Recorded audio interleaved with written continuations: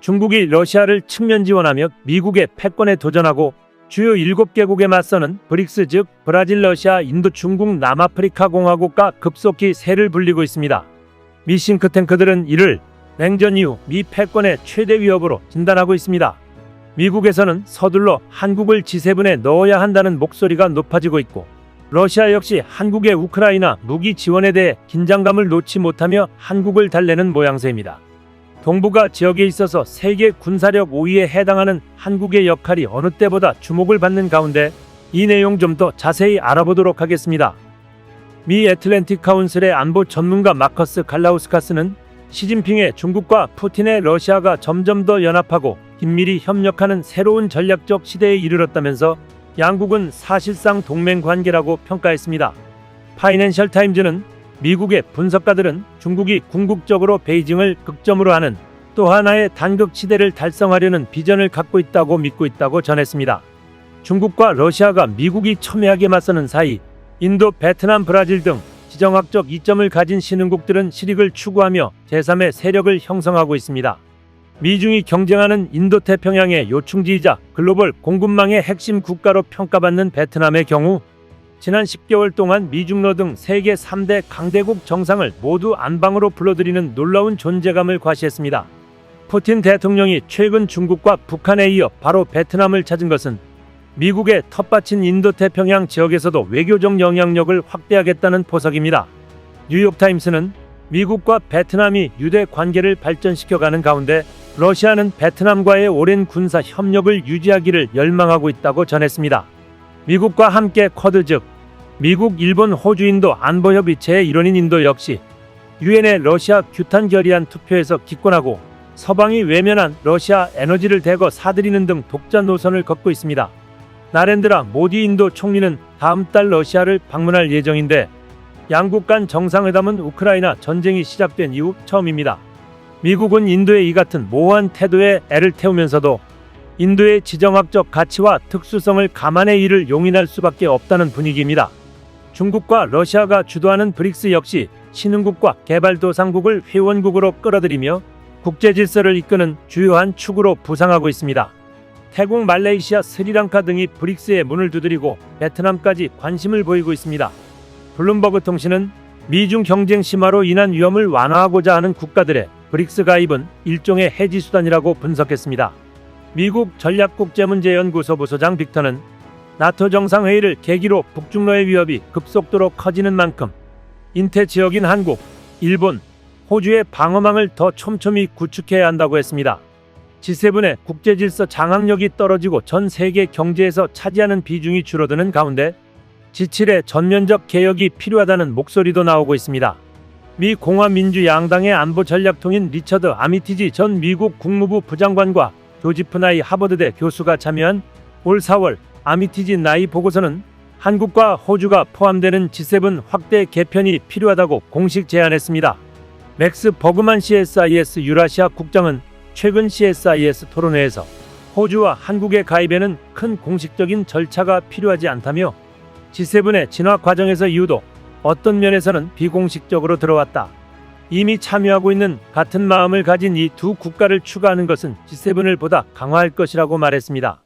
이런 가운데 지난 26일 마리아 자하로바 러시아 외교부 대변인은 브리핑에서 한국의 우크라이나 살상무기 지원 가능성을 두고 러시아와 한국의 관계에 돌이킬 수 없는 결과를 초래할 수 있는 한국의 성급한 조치에 대해 경고하고 싶다고 말했습니다.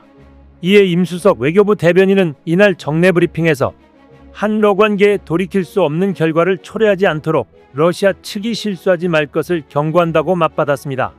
러시아의 두려움을 갖고 있는 줄 알았던 러시아는 한국의 강경한 발언에 당황한 눈치였습니다. 러시아 외교부는 26일 루덴코 차관이 외교부 청사에서 이 대사와 면담했다는 내용의 보도자료를 홈페이지에 공개했습니다.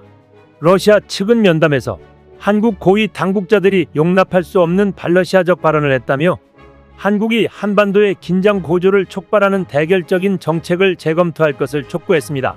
또 수십 년 동안 쌓아온 건설적인 한러 협력의 산물이 파괴되는 것은 현재 한국 지도부 탓이라고도 했습니다.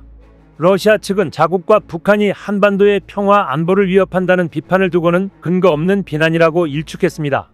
이는 한국 측이 국내는 물론 국제무대에서 러시아와 북한에 대한 비판 목소리를 이어간 것에 대한 반발로 풀이됩니다.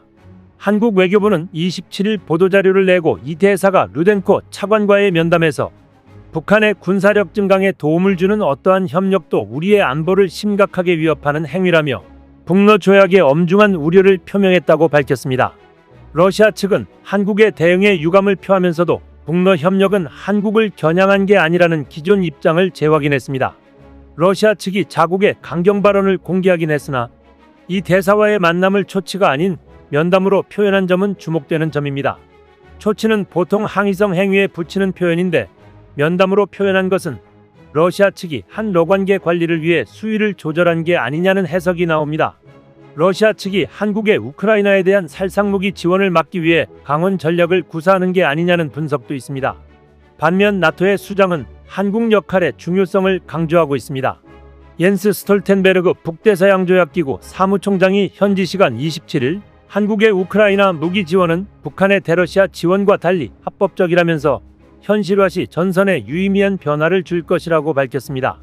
스톨텐베르그 사무총장은 최근 한국 정부가 우크라이나에 대한 무기 지원 재검토 입장을 밝힌 것과 관련 어떤 종류의 군사 지원도 환영한다고 말했습니다.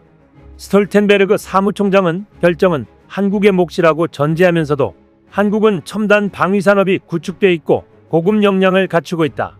대규모 탄약도 보유하고 있고 이 밖에 우크라이나가 필요한 다양한 것들을 보유하고 있다고 짚었습니다.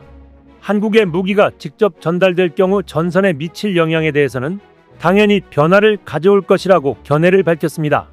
나토 차원에서 한국의 무기 지원 재검토 방침과 관련한 입장이 나온 건 이번이 처음입니다.